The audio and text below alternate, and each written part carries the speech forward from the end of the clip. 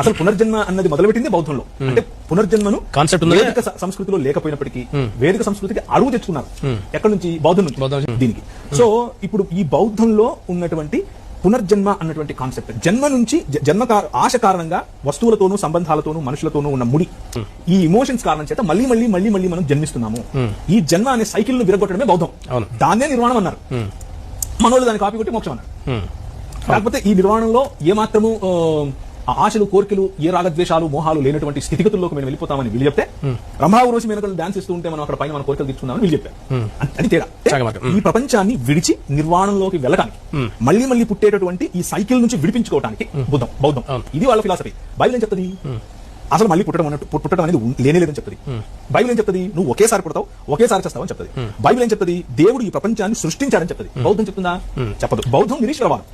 దేవుడు అన్నటువంటి కాన్సెప్ట్ లేదు బౌద్ధంలో. ఉన్నాడో లేడో తెలియదని చెప్తారు. తర్వాత వచ్చినటువంటి కొన్ని యానాల్లో, అంటే మార్గాల్లో బుద్ధున్నే అజ్ఞేయతావాదం చెప్పాను కదా, అగ్నాస్టిసిజం అనే డ్యూయలిస్టిక్ ఐడియాలజీని, మరియు దేవుడు అన్నటువంటి కాన్సెప్ట్ లో మాత్రం అసలు ఉన్నాడో లేదో తెలియదు అన్నటువంటి కాన్సెప్ట్ అని చెప్పింది బౌద్ధం.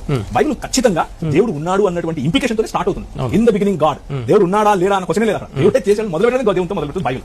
సో ఈ సృష్టిని విడిచి వెళ్ళిపోవాలని బౌద్ధం చెప్తుంది.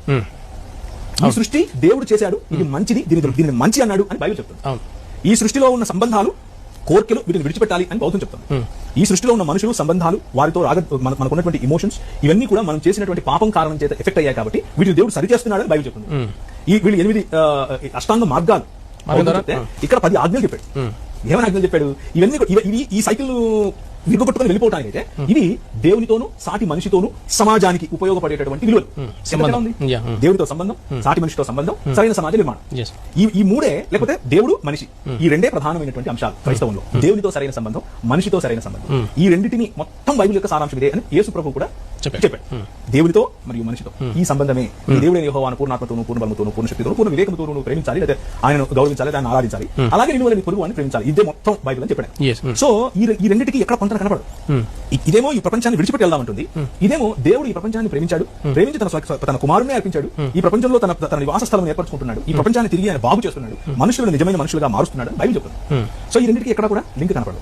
క్రైస్తవం పుట్టిన తరువాత, ఇస్లాం పుట్టిన తరువాత ఎవరో ఒకరు వచ్చి, అంటే క్రీస్తు శకం 1000 సంవత్సరాల తరువాత ఎవరో వచ్చి ఒక పురాణం రాసుకుని, ఈ పురాణంలో ఎడారిలో ఉన్నటువంటి వాళ్ళకి చెప్పు, వాళ్ళు మూర్ఖులని, వాళ్ళు పాషండ మతాలని, వాళ్ళు వచ్చి ప్రచారం చేసుకుంటారని, ఇది మనకి ఏమనిపిస్తుందంటే ఇలా చదవటం వల్ల ఆ పురాణం రీసెంట్ గా రాసుకున్నారు అని అర్థమవుతుంది.